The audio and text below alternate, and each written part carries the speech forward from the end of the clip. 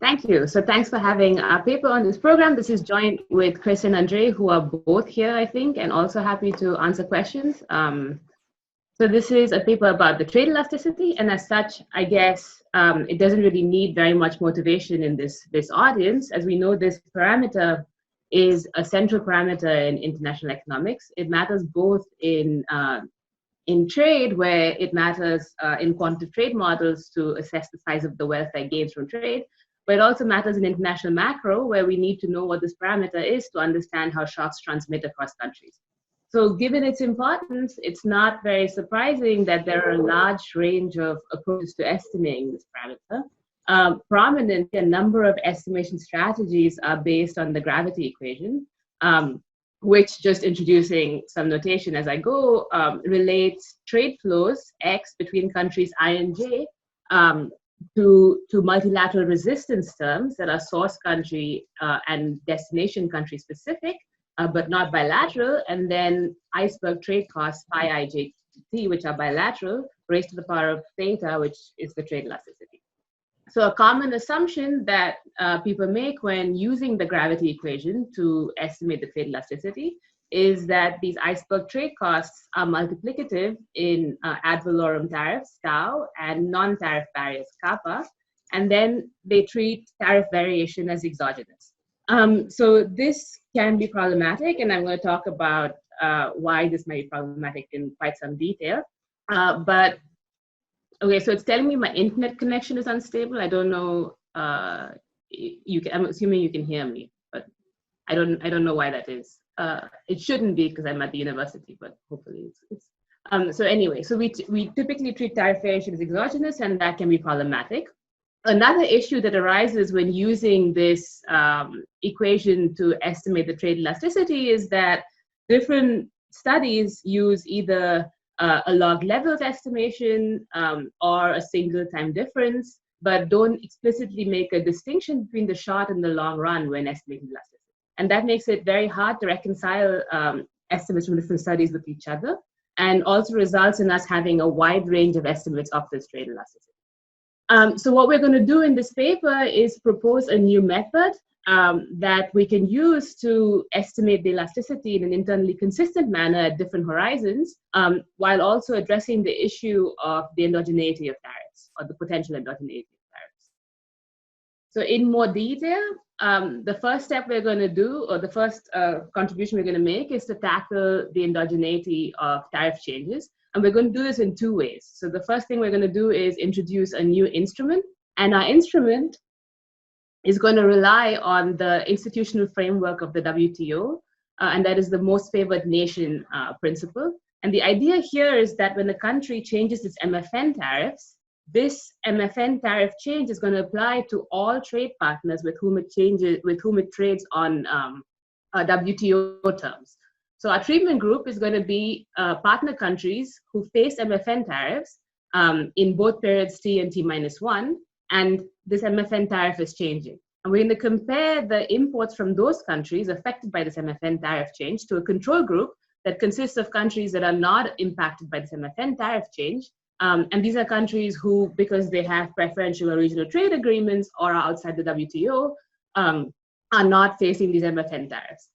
Now, you might argue that, even the initial MFN tariff change itself is endogenous, and so this doesn't fully fix the problem of the endogeneity of tariffs. And so what we can do there is also propose a refinement, which is we limit our analysis to small trading partners. And the idea here is that maybe the US would change its MFN tariff because of concerns about large trade flows from China. But it's very unlikely to do this because of concerns about trade flows coming from a small trade partner like Hungary. And so then by comparing, however, because Hungary and China both trade on MFN terms, Hungary is going to be impacted by this tariff change regardless. And so by comparing the differential response of trade flows from these not largest trading partners to the control group, which are countries like Canada or Mexico and not affected by the MFN tariff change at all, we can identify the trade elasticity. So that's going to be our first contribution, and I'll talk in more detail about it as we go along.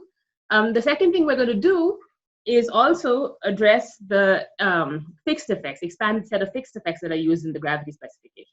So in the simple gravity relationship I showed you on the first slide, I mentioned the multilateral resistance terms. It is now common in estimating the gravity equation to include fixed effects for source country time and destination country time, which soaks up these multilateral resistance terms.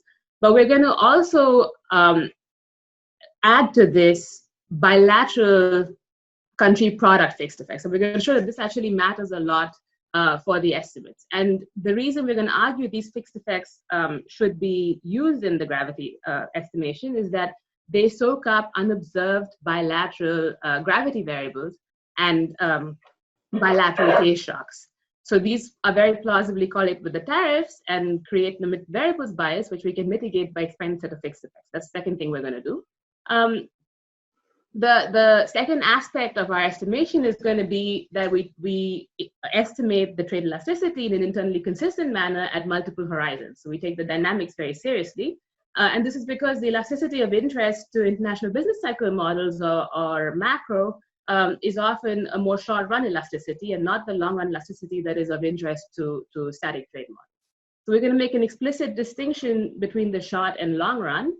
And we're going to bring on board some tools from the macroeconometric literature.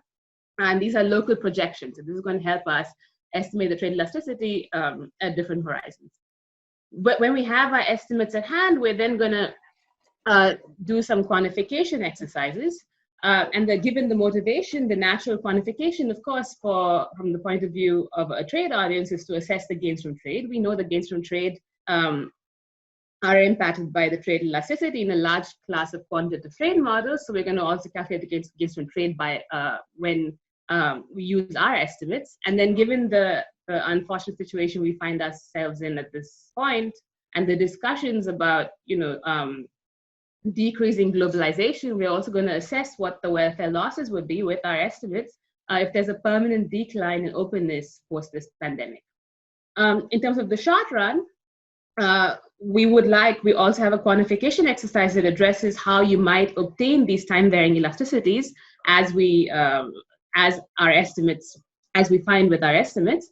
This is going to be a very simple quantification exercise. So Kim and George and many others have worked on a number of models that have a number of mechanisms that can give you these dynamic time-varying elasticities. And all we're going to do here is a very simple model with a single mechanism, which is a dynamic version of the Diakoulakis model, to illustrate how you can get analytical expressions for these time-varying elasticities and match the time path.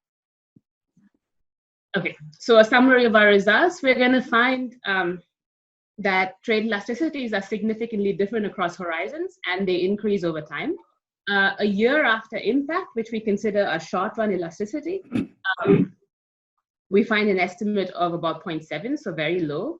Even our long-run elasticity, which is exclusive of tariffs, is 1.5 to 2, so much lower than the estimates commonly used in the literature. We find that the long run appears to be about 7 to 10 years. This is the point where the trade elasticity estimates stabilize. And then we also find that these low estimates are not because of our instrument. So we're going to show you that even if you didn't like our instrument, our low estimates are really not coming from the instrument. They're coming just from expanding the fixed effects to control permitted variables. We find that our IV estimates are larger than our OLS estimates at all horizons. So they push the estimates away from zero. Our OLS estimates are even smaller. And I'm going to go into some detail showing you how, with our data, you can obtain conventional wisdom estimates, the higher conventional wisdom estimates, and then move from there to the small OLS estimates when you control for permitted variables, and then to the somewhat larger estimates that we get from the IV specification. So what are the implications of our estimates? Well, so we know that a low elasticity implies larger welfare gains. So we're going to find that welfare gains from trade are about 9 times higher than under conventional values for the US, about 9.1%. This also implies that we have more to lose naturally from a decrease in openness. So a permanent decrease in import penetration by half reduces US gains from trade to about 4.3%. So our mechanism, so that's on the welfare side. In terms of matching the time path, again, we just have one stylized simple model that we're going to use to show you how you might match the time path. And that model is using market access costs for new customers, and we find that these are substantial if you want to calibrate them to match this time path. Okay, so of course, there's a really large latent literature that is thinking about how this trade elasticity should be estimated and the implications of the estimates, and also the policy background that we're based on. We're discussing this in detail in the paper, and we're building on this literature, but I'm going to skip it for now and go straight into the estimation. So I'm going to begin by defining what I call the horizon H trade elasticity, epsilon superscript H, and this is going to be defined as a change in log trade flows, X between countries I and J in product P. I'm going to introduce a product dimension now because our data is going to help our dimension, over H periods divided by the change in log ad valorem trade costs. I'm also going to define this delta H operator, which is not often seen. The delta H operator is going to be xt plus H minus xt minus 1, with the immediate implication that delta naught is xt minus 1. So it's the 1 period change. Okay, making the same assumption that that trade costs are multiplicative in tariffs and non-tariff costs, then the trade elasticity, epsilon H at horizon H, is simply the change in log trade flows divided by the change in tariffs. Okay, so with that, I can then introduce my first estimating equations, and this is the local projections approach. So on top, I have the estimating equation for trade volumes, and here the horizon H estimating equation is simply delta H log trade volumes X between countries I and J in the 6-digit HS product. That's the finest level of disaggregation in the data. That's what we're going to use in time t, regressed on an initial delta naught change in tariffs with a bunch of fixed effects, and I'll get to that in a second. Now, if this initial change in tariffs was just a one-off permanent change, then this beta hx would be my horizon H trade elasticity. So assuming that the initial change in tariffs was a one-off change, it's good variation, it's an exogenous change, the fixed effect, condition on the fixed effects, then my beta hx will be my trade elasticity epsilon H. However, we're going to show you that in the data, tariff changes are not typically one-off permanent changes. Tariff changes are autocorrelated, or they can be staggered. And if we don't take into account that the tariff change today might predict future tariff increases or decreases in future periods, then we can, by using beta hx as the trade elasticity, I will obtain the wrong estimate of the trade elasticity. And to understand why, well, if a tariff decrease today is followed by subsequent tariff decreases, then if I look at the response of trade volumes over H periods and only consider the initial impact one period tariff decrease, I might overestimate the trade elasticity. And the converse is true if tariffs are mean reverting. So the local projections approach actually allows us to address this. And to take this into account, all we have to do is estimate a local projections equation for tariffs. And what that is doing is regressing the H period change in tariffs on the initial delta naught change in tariffs for the same fixed effects. And the beta H tau gives me the estimate, the impact of tariff changes today on the cumulative H period tariff changes H periods in the future. And of course, for the initial change, beta H tau is going to be 1. Okay, so given if once I do this, my horizon H trade elasticity simply is the ratio of these two coefficients. So it's going to be beta Hx divided by beta H tau. Let me talk for a minute about the fixed effects. So the fixed effects we're going to include in our baseline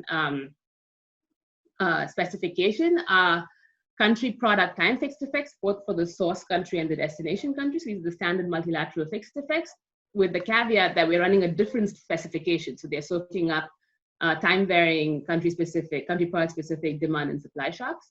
And then we're also going to introduce a bilateral fixed effect, which is a country pair 4-digit product fixed effect. And that we're going to use, we're going to argue is important because it soaks up, if this was a level specification, it would soak up time invariant unobserved bilateral gravity variables. In the difference specification, it soaks up any unobserved gravity variables that survive the differencing, and also trends in patient. Notice that I have a 4-digit here, so the product fixed effects are going to be at the 4-digit level in the baseline. We also vary them to 6-digit in robustness exercises. But of course, there's a trade-off between expanding the fixed effects even further and having variation to estimate elasticity. Nitya, can you explain in that slide, what's the intuition for not just putting the delta H tau in the top equation? Why do the two-part? Oh, so that's a great question. So this is exactly what we're going to do in practice. Okay, so I was just about to say that it's useful to estimate them separately to understand what the autocorrelation in tariffs looks like, for instance. But in practice, we can estimate this in a single step. So this is what, for instance, is common in the fiscal multiplier literature.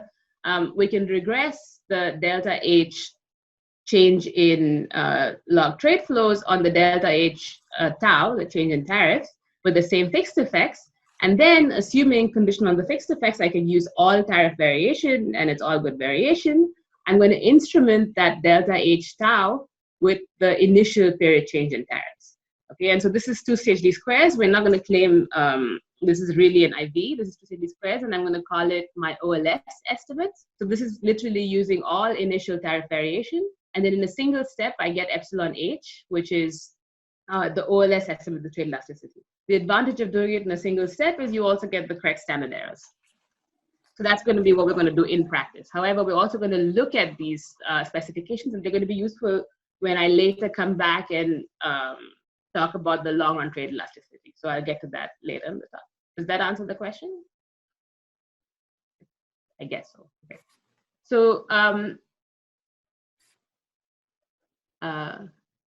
yes, I see a hand raised, and I'm happy to. I don't know how to unmute someone, but I'm guessing you can unmute yourself. Yeah, if I may, it's Kirill Borusak. Just on the same point. So in this OLS IV, whatever you call it, it looks like it's assumed that the correct structural equation has the overall H period change in tariff affecting the change in the trade flow, right? But it sounds like that's exactly inconsistent with the dynamics. That part of this change in tariffs that happened earlier has a different effect than the part that happened later. So I'm not sure why this kind of makes sense. I don't know if you see what I mean.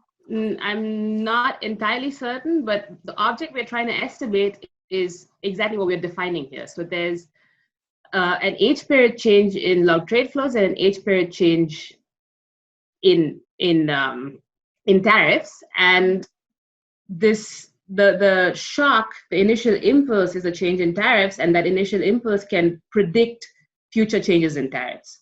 So when I accumulate over H periods, it's not clear that all of the initial impulse survives over H periods, and it's also not clear that the initial impulse tells you the full tariff change that's occurring over H periods. So I mean, does that? I guess the problem with this is that if you take the dynamics seriously, then the object that you defined is not uniquely defined, right? You defined like the response of the change in trade flow over H periods to a change in the tariff, but it's not just one response, right? This response will be something if the change happens early, it will be something else if it happens later, and so on. So I don't see so that would be defined. true. No, I see what you're saying. That would be true if I literally did this without the 2-step estimation. So if I regressed delta H log X on delta H tau, I might be picking up changes that happen late in these H periods and not just the initial change. Whereas here, I'm actually picking up there's an initial change, and this is an object that is closer to the H period elasticity.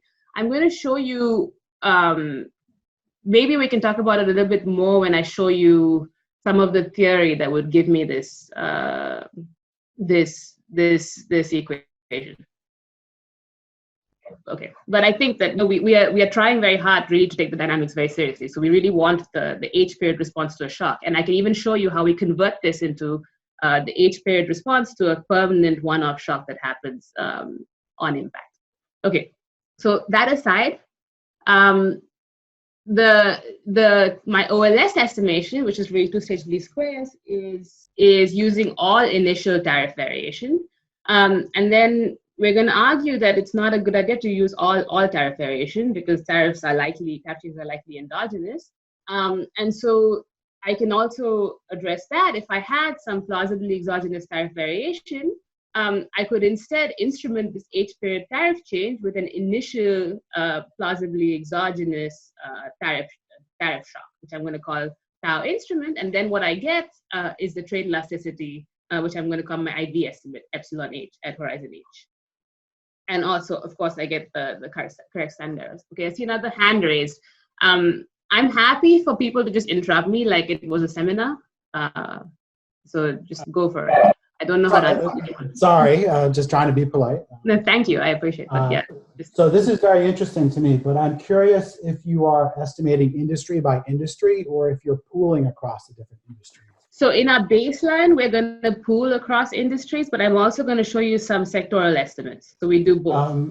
So what I'm curious about, I guess, is so it seems to me that you're trying to get the aggregate trade elasticity. But if you estimate in a pooled way like this, it seems like what you're getting is an average elasticity across the different products.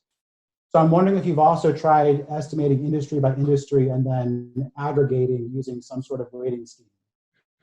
So we have estimated, so there's two parts to the question. Yes, we are assuming there's a single elasticity and we're using it, we are basically then estimating an average across. Sure, if it's homogeneous, yeah, it's no problem. Yeah, and then we are doing it sector by sector, and I will show you a plot of the sectors, and I'll show you that the unweighted mean, well, I guess I won't show you, but in the paper, the unweighted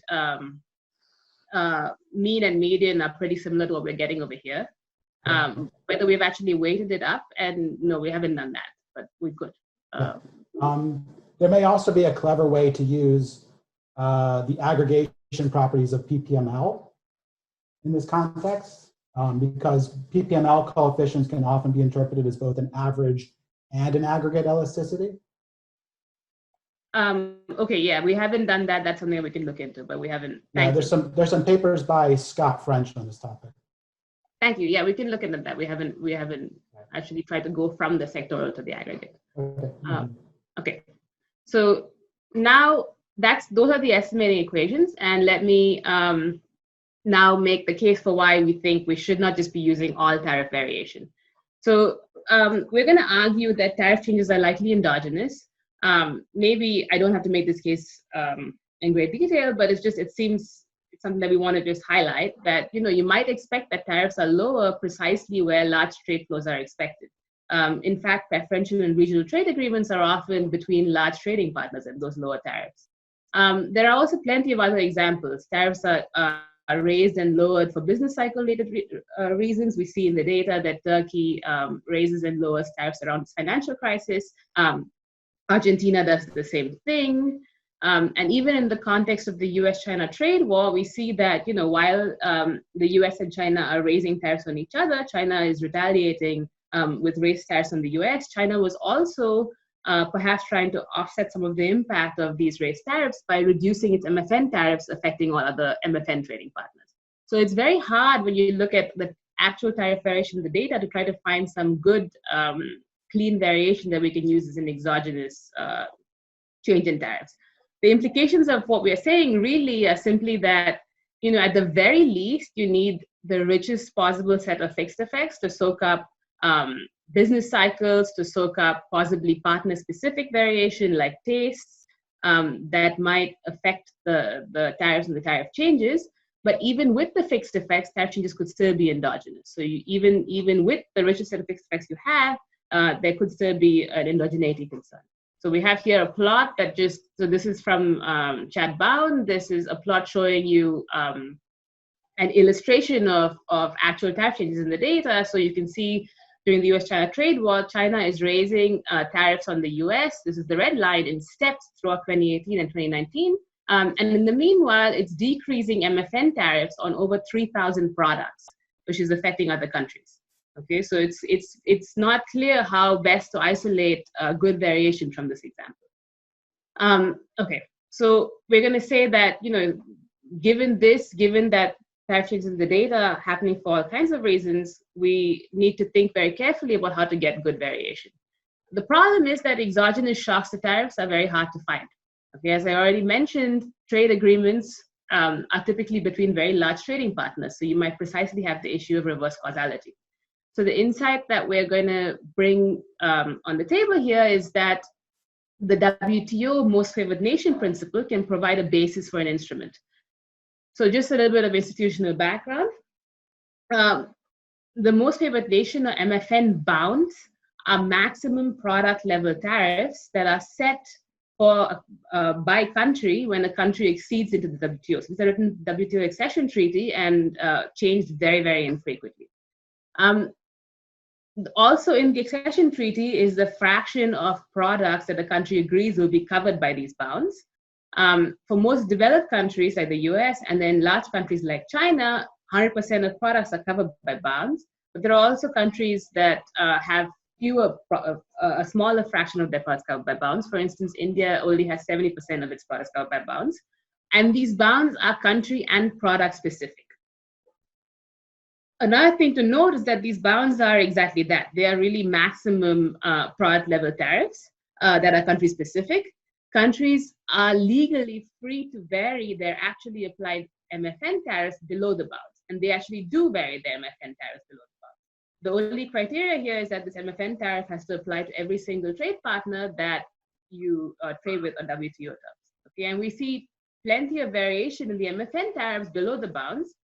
In some cases, we can isolate the reason this MFN tariff is changing. For instance, I mentioned China lowers MFN tariffs on a range of products in response to the US trade war. So that's an easy explanation for why that MFN tariff change happened. But there are other cases where countries seem to just tinker with their MFN tariffs year to year across products. India raises and lowers MFN tariffs on a range of products every year, and it's not clear this is because of any specific partner country, for instance. But what is important for our instrument really is that any MFN tariff change applies to all MFN partners, and about 60% of world trade is MFN basis.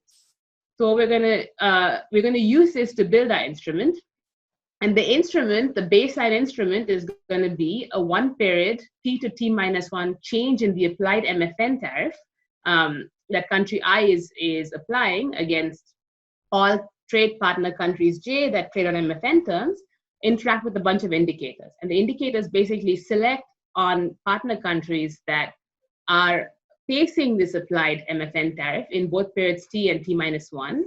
And then on partner countries that are not major trading partners, either in terms of aggregate trade flows or because the tariff is product level, in terms of product level trade flows in both periods. Okay, and the rationale here is really that even with the fixed effects, there might be some residual concerns about endogeneity in why that initial MFN tariff change is happening, and that is going to be much more likely to be true if you think that a country is changing its MFN tariffs because of concerns about some trade partner. That is much more likely to be true if the trade partner is a large trade partner. It's very likely to be true if the trade partner is a small trade partner. However, the smaller trade partners are also affected by this tariff change, and so we can use the response of their imports relative to a control group to identify the elasticity. This is very conservative. We can also make the argument that most MFN tariff changes are not happening because of a specific partner country. They might be happening for business cycle related reasons. They might be happening for other domestic conditions. All of these are going to be taken out in our fixed effects. So in most situations, we can just use all MFN tariff variation. And so we're also going to consider an alternative, which is using all partners with the rich set of fixed effects. And then identification is really just going to be comparing the differential response of countries affected by an MFN tariff change relative to those not affected by the MFN tariff change. So I'm going to show you results for both. Okay, so here's an instrument. Here's an illustration of how our more conservative instrument works. So the instrument is defined at the product level, country product level, and our major partners in the baseline are defined at an HS4 level, so a slightly broader product group than our data. So this is an HS4 category 6403, which is basically footwear with outer soles of rubber, plastics, etc. And we're looking at the importing country, the US, in year 2005 and 2006. And the first 6 columns show you things that will affect our indicators. So the first 2 columns show you the US's major MFN trading partners in these 2 years. The list is very stable. They include countries like China and Japan and Germany, as you'd expect. Of course, the US has much more than 10 MFN trading partners. I'm just listing 10 here. And the next 4 columns show you the US's major trade partners, both in terms of aggregate trade flows and in terms of imports of footwear. And again, you can see that some of the aggregate trade flows make sense. It's countries that are in NAFTA, like Canada and Mexico, or countries like China. But when you look at the major trade partners in terms of footwear, it's not just the major trade partners in terms of aggregates. There's also countries like Thailand that are not showing up in the top 10 trade partners list that are important in terms of footwear imports to the US or footwear exports to the US. So what our instrument is going to do is say that these MFN trade partners like China and Thailand cannot be in the treatment group. So these are going to be in an excluded group. Instead, our treatment group is going to be other countries that are like Portugal or Hungary that also send exports of footwear to the US and so would also be affected by the MFN tariff change, but we're saying because they're not in the biggest exporters of footwear to the US, they're very unlikely to be influencing a tariff change in this category. And our control group is going to be countries in preferential regional trade agreements, and here it's NAFTA, you have Mexico and Canada, for instance, who are not going to be affected by an MFN tariff change. Okay, so that is the estimation strategy. So just some comments on it to make sure I got everything. What we're doing here is estimating the trade elasticity using an instrumented diff in diff specification. So setting a really high bar for identification. So first we are using actual changes in tariffs and looking at the change in trade flows in response. And then we're trying to isolate plausibly exogenous variation to get good changes in tariffs and look at the response of trade flows at the control group. And so identification is really comparing the differential growth in trade from small country MFN partners to trade partners that are not affected by an MFN tariff change when the MFN tariff changes because they're in preferential or regional trade agreements. And again, the baseline is that we assume that these large trade partners are endogenous. But again, when you look at the actual changes in MFN tariffs in the data, we cannot possibly identify why every single MFN tariff is changing, but it does seem that a large part of the MFN tariff variation is simply countries tinkering with MFN tariffs year on year. And so you can also just say we're going to use with the set of fixed effects all MFN tariff changes, and then compare simply the differential responses of MFN to non-MFN trade partners when MFN tariffs change. Okay, and then so that is our instrument. But then we're also putting in, we're also trying to address omitted variables bias. And not only are we including country product time fixed effects in the different specification, these soak up endogenous variation, business cycles, time varying country demand and supply shocks, but we're also introducing a bilateral product fixed effect, which is less common in gravity estimation. And that soaks up product level gravity variables that survive differencing, trends in bilateral taste shocks, for instance. Okay, so that's the estimation. Sorry, could I have a question? I have Daniel Xu here. I look at your, I understand you want to be cautious about selecting the treatment group, but I've been also wondering whether it have a concern on the reverse. Sorry, do I have a concern about the reverse? Hello?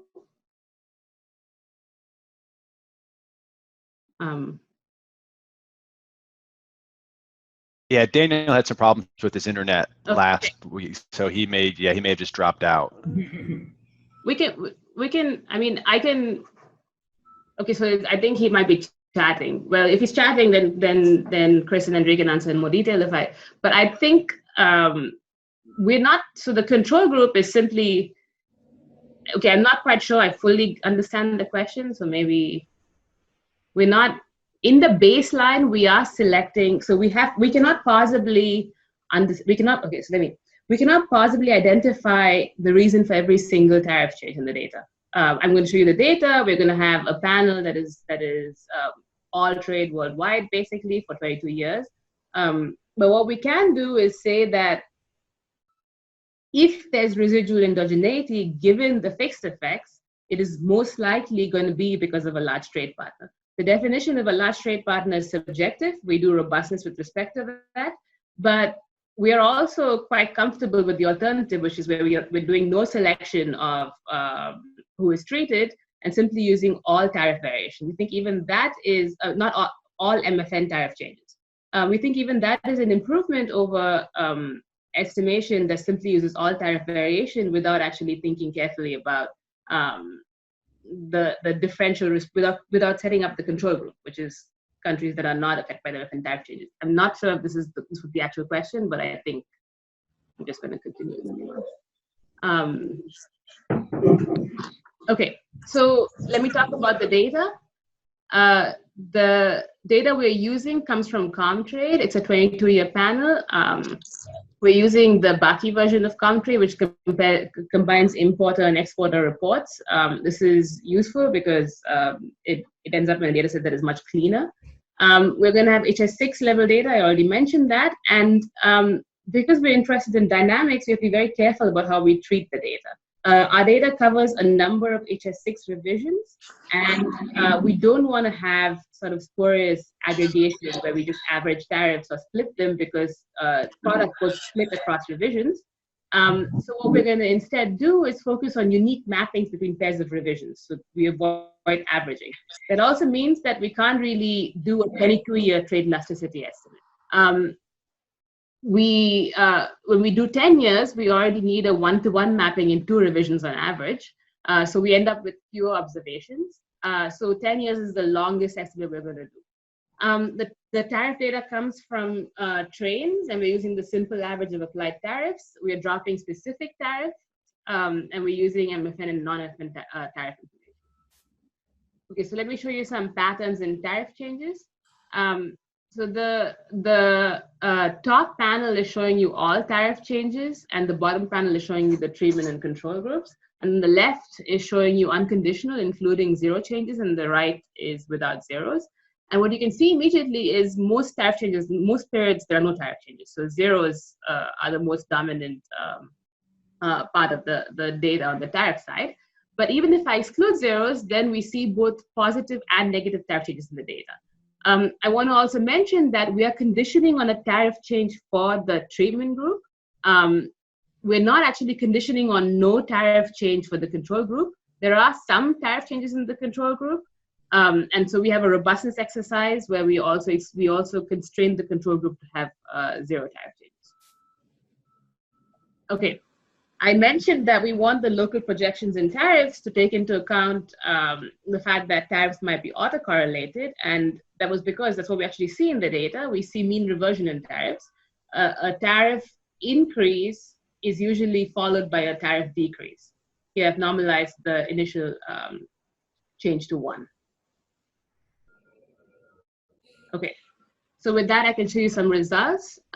So this is the impulse response function of tariffs to a tariff shock. So this is the local projections in tariffs.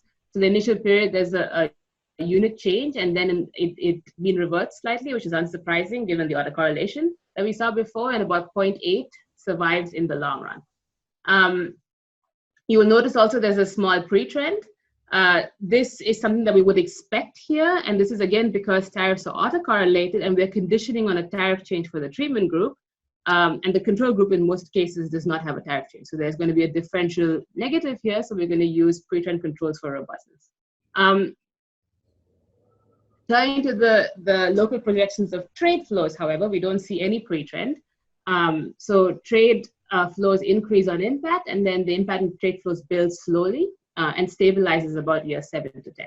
Okay, and we don't see any pre-trend in trade flows, regardless of whether we control for pre-trends in tariffs or not. This suggests that anticipation effects are not really an issue here. So we're not seeing any differential response of the treatment relative to the control in anticipation of the shock. Okay, so with those impulse responses, I can then show you my baseline trade elasticity estimates. So what we're seeing here in the red line is showing you the OLS estimates, where we used all initial tariff variation. And the blue line is showing you the IV estimates, the baseline IV estimate.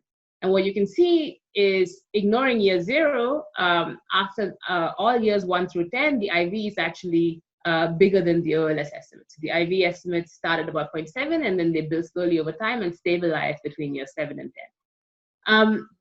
We're ignoring year 0. We're treating year 1 as our short run estimate, because it's not likely that all tariff changes happened on January 1st, and we have annual data. So we think that year 0 might be very small just because of partial year effects. So we're going to start with year 1 as the short run estimate. Nitya, I have a question. I mean, this is very nice, and I'm just kind of, because you've done it well, it's not easy to see like some sort of problem with it.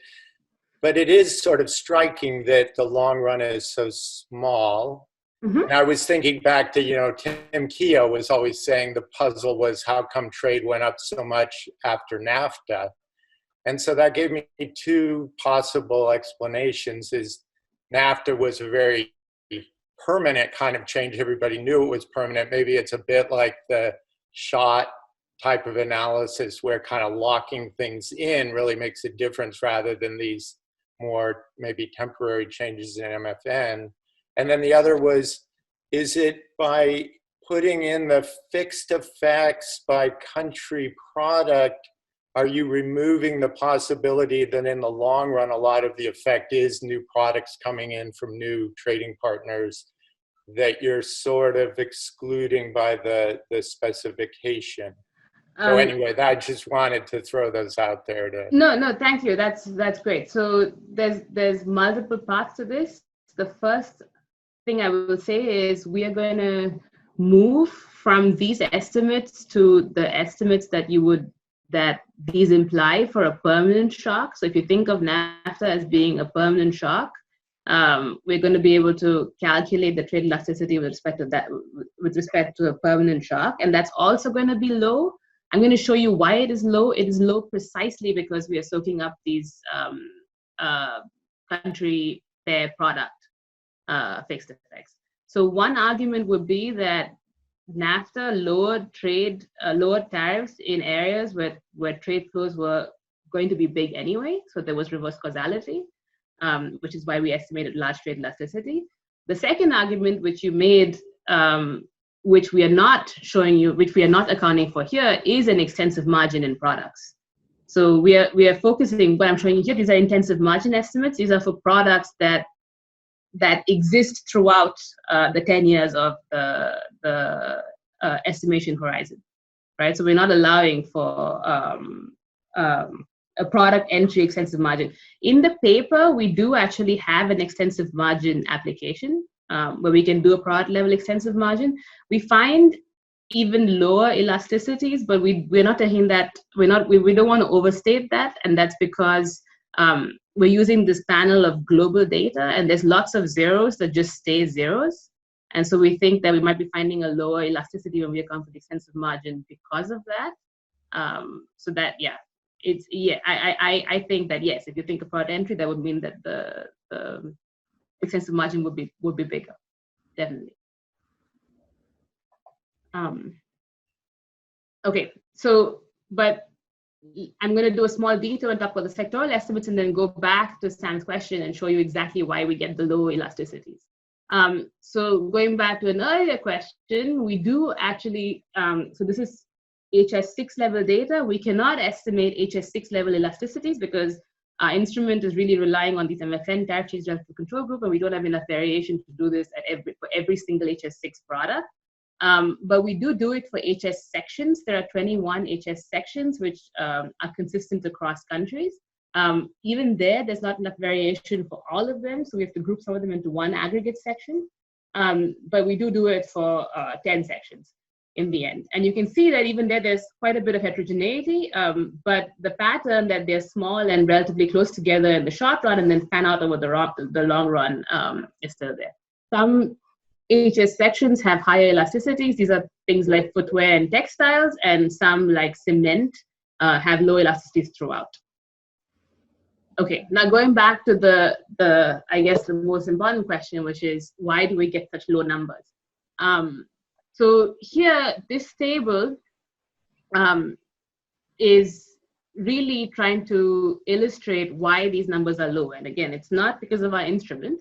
So there's a lot in this table, so I'm going to go through it carefully. The columns are going to vary, the fixed effects are used in estimation, and the panels are going to vary the specification. Okay, so beginning with panel A is simply a log levels OLS gravity estimation.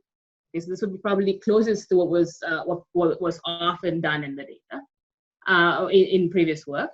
And columns 1, 2, and 3, column 1 is including no fixed effects, so let's not look at that because that's not really common anymore.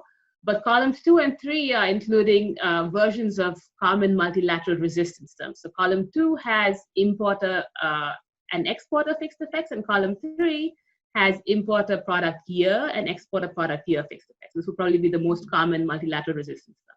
And you can see that in our data, once we do this standard gravity estimation, we actually get a trade elasticity that is well within the range of what conventional wisdom was, about 6.6. Right, so this is in the same data. Then columns 4 and 5 change the fixed effects. So column 4 removes the multilateral resistance fixed effects and includes only an importer-exporter product fixed effect. Okay, and again, this bilateral product fixed effect soaks up bilateral unobserved gravity variables, either in aggregate or at the product level, and also soaks up bilateral taste parameters.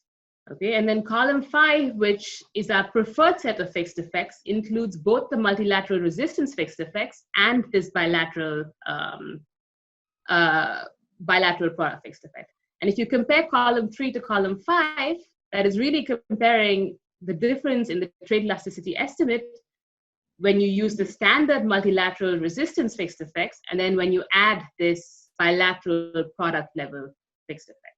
And you can see that makes a huge difference to the estimates. The elasticity falls to below 1 from 6.6. So this is obviously an important fixed effect, and it is also, it seems to us that it's important to include it because it's very plausible that the taste parameters are correlated with the tariffs, for instance. Okay, so panel B takes the log level specification and differences it. So here we're doing 5 years for illustration. The paper has other horizons. It's not some artifact of the 5-year difference. And so obviously differencing has a number of advantages, right? So differencing removes a number of confounders. It removes these taste parameters if they're invariant, for instance. It removes bilateral gravity variables that are invariant. And you can see that once we difference, even in the specifications in columns 1 to 3, where we just have the multilateral resistance terms, the trade elasticity falls a lot. And so here, really, we think this is already much better. This is a big improvement. We're still using all tariff variation, but we're actually looking at the change in trade flows in response to a change in tariffs and eliminating a lot of confounders. And here, what matters really is the fact that the multilateral resistance terms are still interacted with years. Okay, so this is taking out business cycles, for instance, or time-varying demand and supply shocks in general. So again, there we get very small estimates. Then panel C is our OLS, where it's the same as panel B, except we're instrumenting that 5-year tariff change with the initial tariff change. This is an object closer to the 5-year elasticity. So it's removing the possibility that when you look at all 5-year tariff changes, sometimes the tariff change is happening in year 4 and sometimes happening in year 1. And so you're getting kind of a mix of the response to these types of tariff changes. And then panel D is our baseline instrument. And you can see relative to panels B and C, across all specifications, our instrument actually increases the estimate of the trade elasticity. Okay, so it pushes it away from 0. So this is really what is mattering for the really low numbers is the inclusion of this fixed effect, the importer-exporter product. And then in the different specification, the interaction of multilateral resistance terms with year. The instrument is not doing this. Instrument is raising the elasticity relative to the fixed effect. So we think that there's two components here. There's endogeneity due to omitted variables bias, which is important to address. And then there's still taking very seriously what might be good variation in tariffs conditional on the fixed effects. Okay. So I think I've said most of this. So I'm going to, because I only have 9 minutes left, I'm going to speed up a little. But we want to just highlight that what we're finding, lower short run and larger long run estimates actually does reconcile somewhat the difference in trade and macro elasticities. And also the fact that we find low estimates is consistent with work that has found low trade elasticities using exchange rate variation instead of tariff variation, right? Okay. So we have exhaustive robustness in the paper. It's not gonna, the message is not changing. The one point I want to draw your attention to is that if I use all MFN tariff changes, I actually get an even lower elasticity. So this is not because, you know, I'm removing China from looking at US tariff changes and I'm removing the response of China. So this is not, that's not what's happening. I'm getting even lower elasticities there. We break it down into quantities and unit values. Most of the response, certainly all the response in the long run is in quantities. Unit values, exclusive of tariffs, do respond at very short horizons. So there's imperfect pass-through initially, but then in the long run, it's all quantities. And we have a lot of other robustness in the paper, which I don't have to talk about. It's more common in the trade literature to use a distributed lag model. So we've also implemented that. And the results are consistent with what we're showing you here. So it doesn't change anything. It just reduces the panel a lot. So it's not our baseline. Okay, yeah, so that's just the robustness. But now let me talk about the implications in the last 8 minutes. Okay, so the two quantification exercises we're going to do, one is more of interest to the literature and trade, and one is more about the dynamics. So the first one is about the long run elasticity that's relevant for welfare. And it turns out that, you know, we cannot just take this elasticity we've estimated of about 1.7, 1.5 in the long run and use that for a welfare calculation. And that's for two reasons. So the first is that the elasticity we're estimating is not the same as the elasticity that would be applicable to a steady state gravity model, which is looking really at the response of trade to a permanent shock. So that came up a little bit earlier. And to show you that, let me first modify the gravity equation that I had on the very first slide. Again, I'm dropping the product notation to save some subscripts. And all I'm doing here is relating trade flows explicitly to past trade costs. Okay, and this might be because, you know, the adjustment of trade is sluggish and trading relationships today depend on trade costs in the past and so on. And so I'm saying that the relationship, so trade flows today have an elasticity with respect to trade costs in period T minus K, which is theta subscript K. Okay, and then if I want to take this and think about steady state gravity, that just means that I'm thinking about a situation where trade costs are constant, as are the multilateral resistance terms, and that means that trade flows are going to be proportional to trade costs raised to the power of an elasticity theta, which is the welfare relevant long run elasticity, which is really the sum of these theta k parameters over all periods. Okay, and obviously if you make an assumption here that this sum is finite. With this, the response to a one-time permanent change in trade costs, phi ijt at time t, of trade flows in periods t plus h is going to be the sum of these theta subscript k coefficients for h periods.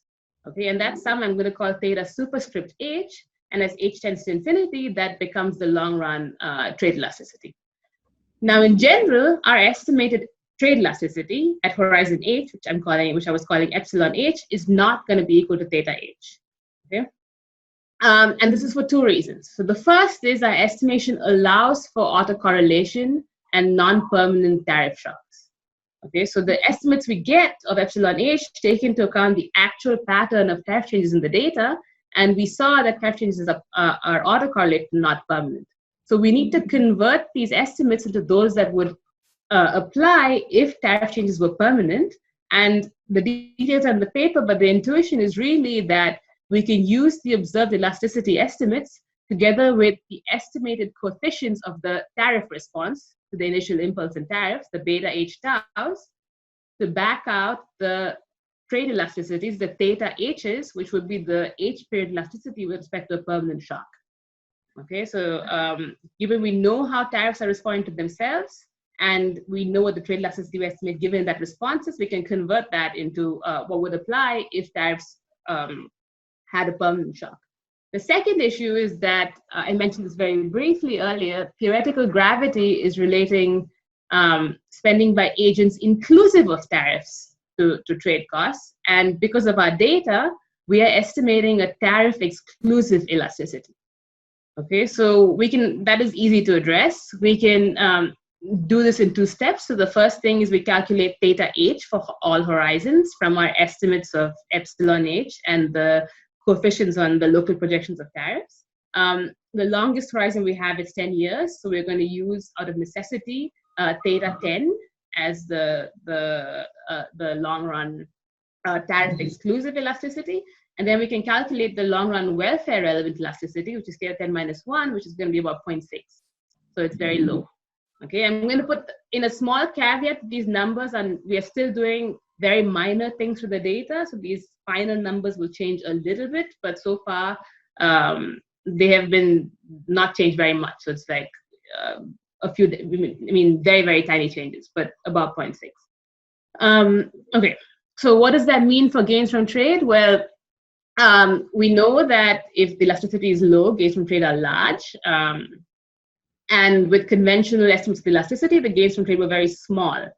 So I'm going to use 2006 to compute gains from trade, and we see that US gains from trade, for instance, at 9.1%, with our estimated welfare relevant long run trade elasticity, but only 0.5 to 1% if theta is 10 or 5. Theta tilde is 10 or 5. Obviously, the US is a relatively closed economy. If we look at more open economies, the gains from trade are much, much bigger. Okay, so that also means that we have more to lose if there's a permanent reduction in trade. So there's numerous articles in Nitya, can I ask you a quick question about that calculation? Yeah. So, I mean, the gains from trade are big because you have a low elasticity, but that also means to get rid of trade, you need tariffs to go way up. And that's the flip side of that argument. So you're basically going to be arguing then that the quadrupling of U.S. trade had nothing to do with tariffs. It's all due to falling enormous declines in trade costs. So how do I sort of square those calculations? So no, we're not. Okay, we're not making a statement. There's no calculation here about where the actual increases in trade came from. So we're literally here doing, yes, of course. So if the gains from trade are large, the trade elasticity is low, to go from the observed import penetration to autarky, we need a much bigger change, right? But we're not. If we're in the Cobb-Douglas world, then trade would never have changed. So yeah, I mean, yeah, okay. Our sigma, if this was Armington, our sigma would be about 1.6, right? So this is not, yeah. Okay. Yeah. Okay. So the only point I'm going to make here is that if you take our elasticity estimate, which is the red line, and the blue line is a conventional elasticity estimate of 5. If I were to increase, however, the domestic absorption, so if lambda JJ goes from whatever it is today for different countries all the way to 1, the losses will be much bigger. So if the pandemic does result in permanent increase in domestic absorption, the welfare losses are much larger. And again, the US is here, so it's still not that big. But for countries like Germany or China, the welfare losses are much larger. Okay, so I have no time left to show you my dynamic model, the dynamic model that we have in the paper, but it's very, very simple model. It's just an extension of the Archilochus model. with the inclusion of local distribution costs. And the idea here is just that customers are capital. And we have a representative firm, a forward-looking representative firm that is maximizing flow profits and adjusting its customer base with an accumulation equation that looks like a capital accumulation equation. And the reason we did this is because it turns out that we get very nice analytical expressions for the trade elasticity at different horizons in this framework. And our short-run elasticity includes both a producer price response and a quantity response, which we can match to what we actually estimate for unit values and quantities in the data. And the long-run response adds in the response of the customer base, which is slower. We can also obtain an expression for how you converge from the short run to the long run, and the different patterns of tariff changes. So the details, I'm not going to talk about the details of that, but basically we can show how you might converge from a low short run to a higher long run elasticity. Again, this is not the only way you can do this. We know that there are other margins at play that lead to elasticity being different at different horizons. So this is a very simple quantification exercise. But just to conclude, what we're doing in this paper really is trying to provide estimates of the trade elasticity that tackle both the endogeneity of tariff changes and also the issue that the elasticity might be different at different horizons. So we're providing internally consistent estimates at multiple horizons by using some time series methods that allow us to do this. And what we find is that when you take into account omitted variables and the possible endogeneity of tariff changes, and you're careful about this, then the elasticity estimates appear to be quite low, even in the long run. And that obviously has implications that the welfare gains from trade are large, market access costs are substantial, and so on. But thank you. So that's all. I mean, now obviously we have half an hour, and I'm happy to answer questions. And also my co-authors are here, and they should also join in and answer questions. Actually, Jonathan has it's either a high five or a question. No, it's my hand. Yeah, thank you. My question is that what was comment first is how volatile tariffs are, and it suggests we need more understanding of the political process behind these high-frequency tariff changes. I was particularly intrigued by the mean reversion. And then from a behavioral point of view, it seemed your discussion was predicated on the idea that people were forecasting some sort of dynamic process for tariffs. And how different would it be in terms of some model if, in fact, at the time of a tariff change, it was clear whether it was going to be a permanent one or one that was likely to be reversed the next year, since the numbers suggest that both of those things happen. Right. Okay. So thank you. So the first is, yes, about the mean reversion.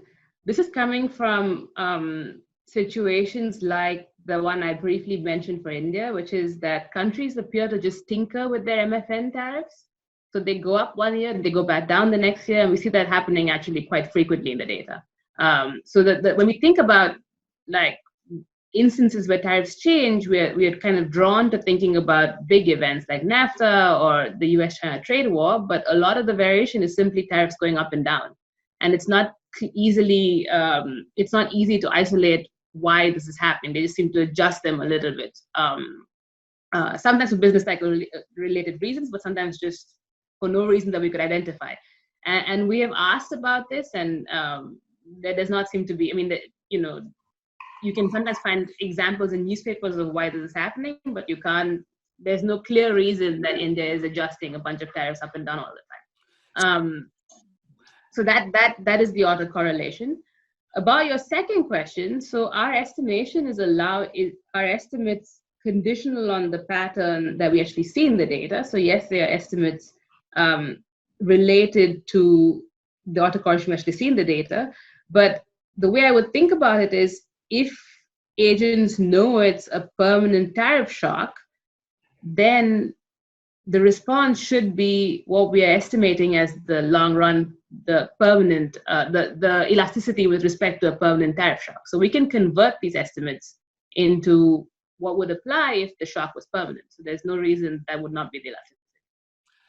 it turns out that even though there's autocorrelation, it's modest, right? So about 0.8 of the initial shock still exists in the long run.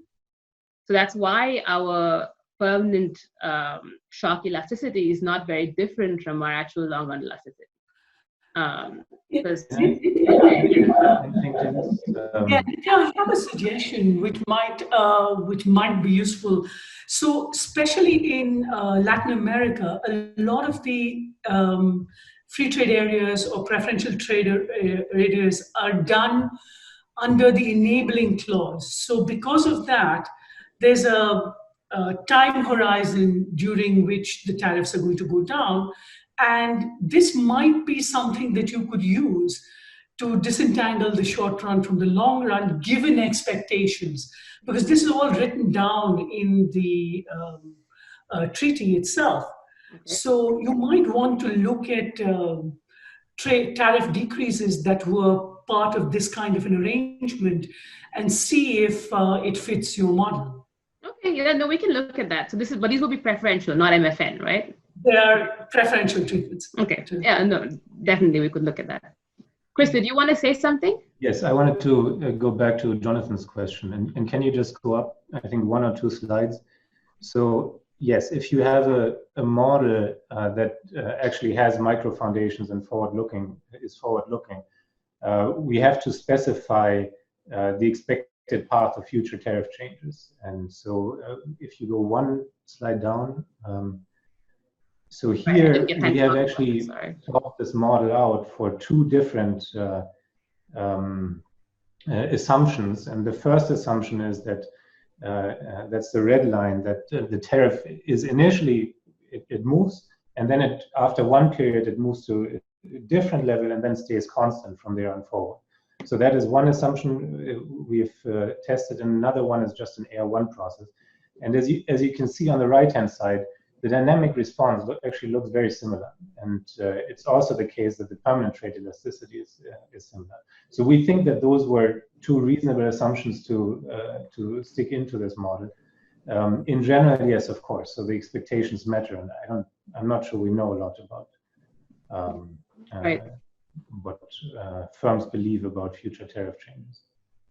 But no, so I would, yeah. I agree with that. And so I didn't have to talk about this, I'm sorry. But I think that, yeah, we have the permanent elasticity, the elasticity estimate with respect to a permanent shift. So if they know it's a permanent shift, that's the best answer we have, I think. Yes. So let me kind of follow up on both of these points just real quickly. So when I look at the impulse response to the tariffs, where you see like a drop and a overshooting and then it comes back, the tariffs are specified at a more disaggregated level than what you guys are thinking about in your empirical work. So are you worried at all to some extent that there's some aggregation going on where people are substituting within products from like high tariff to low tariff because they're worried about, they're trying to, I know you said there weren't anticipatory effects, but we sort of know that there are anticipatory effects in a lot of trade liberalizations. Armin Ketelarian and Shafat Khan have a really nice paper on this, and then after. Right. No. So we are citing them actually. So I want to clarify. Sorry, I just want to clarify that we're not finding differential anticipatory effects for the treatment and control group conditional on the fixed effects. Okay. Right. So if there could still be an anticipation effect, which is more aggregate, which would be soaked up in our fixed effects. Okay.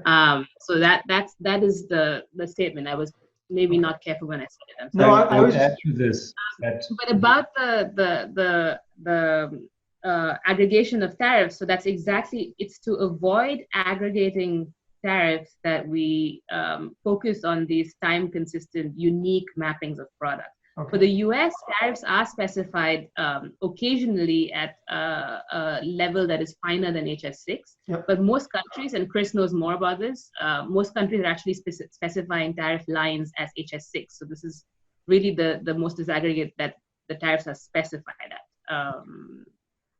Yes, and again, so most variation is not from the US in our data. Actually, the US MFN tariffs are changing much less than everybody else's. But Chris, you know more about this. Yeah, so regarding both. So I think another thing that may matter for these anticipation effects is that we look at these MFN tariff changes. I agree if this was a tariff liberalization, that's much easier to anticipate. And so they're, and I think that's what this paper that you were mentioning does, right? So they look at larger liberalizations. But for our MFN tariff changes, there don't appear to be these anticipation effects.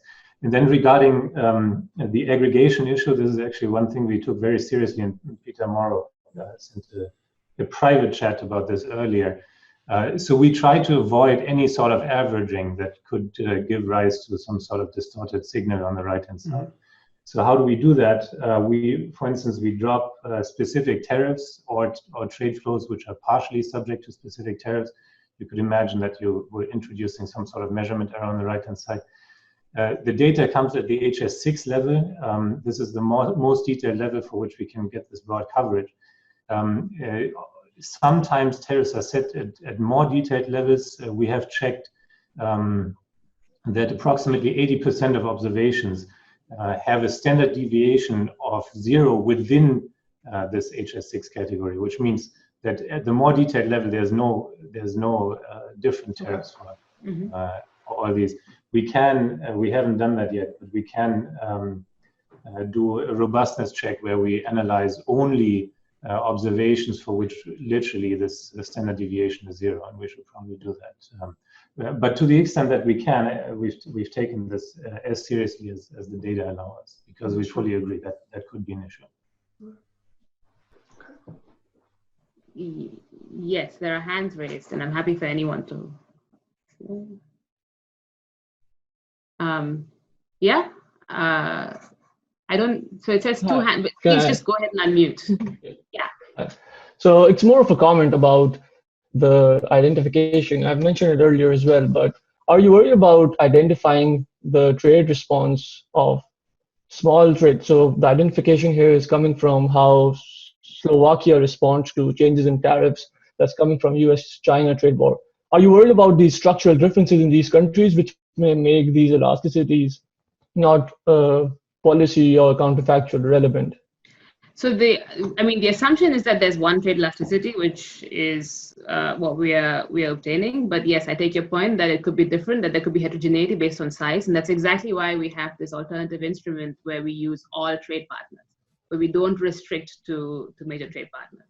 And the reason we do that is because it's actually possible that just the fixed effects is enough to take out the endogeneity we're worried about. Because again, most tariff changes that we're actually seeing when the MFN tariff changes, it's things like India moving its MFN tariff up and down, which are not really due to like some specific event with a large trading partner, right? So most of the variation that exists after we remove the time varying demand and supply shocks, we remove business cycles, we remove partner specific tastes, it should be good variation.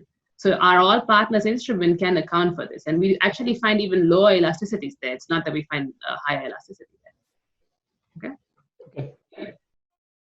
I think there was one more hand, but I don't know if it's still. I had a question. So going back to our earlier conversation about IV, so could you please go back to your slide where you showed this gravity, like with dynamic, with like tariffs at different horizons? Yeah, not exactly. So I wonder if that's the true model. And kind of a separate question is whether the model you showed later delivers this. But let's go with this for now. It does. It's in the paper how you derive that. Oh, that's fantastic. That's really cool. Yeah, but suppose that's the true model, then is it like if you use your local projections method, like what do you get? Do you really get the sum of theta k from 0 to h as the h period elasticity? It's not, and independently of the process of the like autocorrelation of the process, it doesn't seem to be true. No, in the local projections, you don't get this sum, right? The local projections, you get something that is related to this sum, but that's, so I had to go over it very fast, but we get the epsilon, the local projections, you can back out this sum by using the estimated epsilon h and the coefficients in the tariff local projections. Okay, and the derivation is a little bit complicated, but the idea really is that the local projections of tariffs on themselves give you the estimates of the time path, so the correlation of the autocorrelation of the tariffs, they give you the estimates of the time path, and you can use that to understand how different your elasticity estimate is from what this sum would be, which would be the response to a permanent tariff shock. So you can, yeah, but yes, we can go from here to our local projections estimation and to the response to permanent tariff changes. And I didn't put the math in the slides, but it's all in the paper. So it's yeah, but even the IV that you do will not give you anything specifically directly related to the theta, right? You need to do this math. Yes. So yeah. The one way you can get directly to the theta is if you do a distributed lag model. Exactly. Yeah. Okay, but the issue, and we do that. Okay, we do that and I didn't show you the results, but it's in the paper also. We do the distributed lag model, and there you get the response to permanent shock, and the results are consistent with what I'm showing you here as what we've backed out. The reason we don't have that as the baseline is the distributed lag model requires that we have, to get this long a time horizon, we need 11 years of data for trade flows, tariffs, and the instrument. It turns out that we can do it, and the instrument is strong, and the first stage is good, but it reduces the panel a lot. So we go from having 104 million observations to having about 5 million when we run the distributed lag model. Okay, but it's not actually being consistent, so it's not. Yeah, thanks. And as a very brief comment, so it would be interesting to reconcile your numbers with the Nitya, Redding, Weinstein paper on the Trump tariffs, right? Where they also find the small, short run elasticity, but it goes up by a factor of like 5 or 4 once they account for some extensive margin of product. Right. No, absolutely. So I think that this relates to Sam's point earlier too. The extensive margin could change this, and we do have an extensive margin in the paper, but we don't think it's the right. So again, we don't. The extensive margin response when you have a specific shock, like the one you're referring to, is going to pick up this larger response. But if we do an extensive margin exercise on like worldwide trade flows for 22 years, what we end up with is a lot of zeros that just stay zero, and that biases us towards finding an even smaller elasticity. So we don't really want to flag the extensive margin application that we have in the paper, right? So yeah. Anyway, but we agree with that. I think is the big picture statement. But thank you.